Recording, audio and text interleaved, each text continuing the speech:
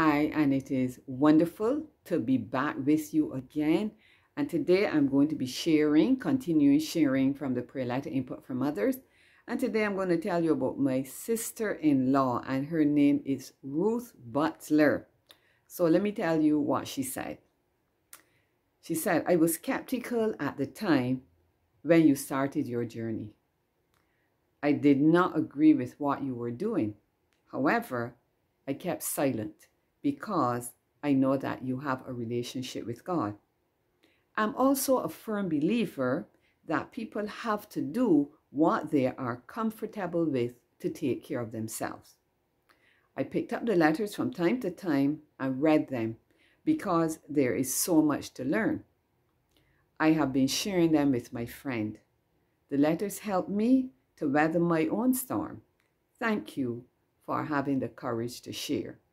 And you know what I would say? There may have been others who, like Ruth, they weren't sure. But you see, she kept silent because she's known me over the years. Others may not have kept silent. They may have voiced their opinions. All right. So let me say now what I said to Ruth here. And Ruth continues to share. She got the book and she continues to share. I think she has probably bought the book for one or two people as well. All right, so I say here, I will share my email response to Ruth, which in some ways captures the essence of my feelings in a wider context. So I said, thanks for responding. Well, I'm glad that you were honest. I was surprised to hear you say that you did not agree with what I was doing.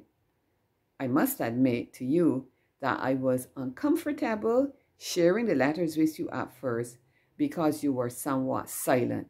And admittedly, there were some people it was a silence, and I wasn't comfortable with it at all. It was sometimes as though I was just speaking to a wall, while others responded, and I felt that I had their heart with me.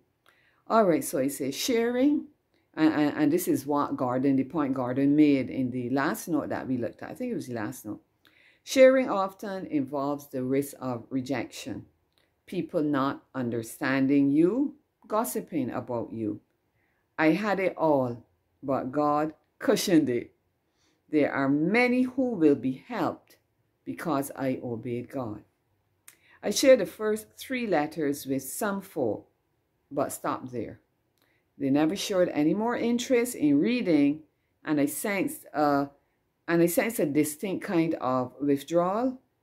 One person found a nice excuse to get out. But I recently read something by T.D. Jakes in a foreword sent by someone about letting people go who do not want to journey with you. Just let them go. Now, let them go does not mean that you bear anything against them. It is just that they don't understand you or your journey, so you respect that. The fact of the matter is that we are all blind in different ways and cannot see it. We all live in glass houses when it comes to health and many other things. But at times, we think that we are secure until our day arrives. I'm really glad that you found the letters helpful in some way. I felt an urge to share with you at times, but I could not interpret your silence. This entire experience has deepened my faith and trust in God tremendously. I have had my critics from the outset, but that has not daunted my walk. Too many supernatural and joyous things have been happening for me to allow what folk think or feel about me to dampen my ardor. Indeed, I have come too far by faith to turn back now. And that's an all-time statement. Well, Ruth, even though you did not understand and therefore did not agree with what I was doing, at least you were never negative. You did not discourage me in any way at all. I thoroughly enjoyed my time with you in Alabama in 2004. When I was in the heat of the furnace. That's when I went on my jolly ride. I'd mentioned that before. Let me check the time. Yes, I was just going all over the States on my own by bus with all my luggage. You know how we West Indians travel. There are quite a number of folk who have remained silent. And that's the truth. Sometimes silence is better though. I cannot honestly say that they encouraged me, but neither did they say anything to discourage me. For that I am thankful. Thanks for being part of the reading audience and even sharing with others. I saw that I had to be vulnerable in order to share what I believe.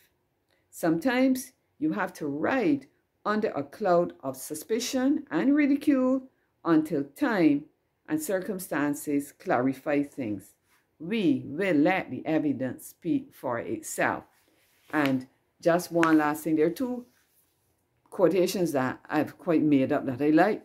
One is time is its own expositor, and the other one is presumption can manage 100 yards dash, but faith has the strength to run a marathon. And my friends, I pray that God will grant all of us, as we will go through various crucibles in our lives, to have the faith to run a marathon. All right, God bless you, and we are going to pick up very soon again. Bye-bye.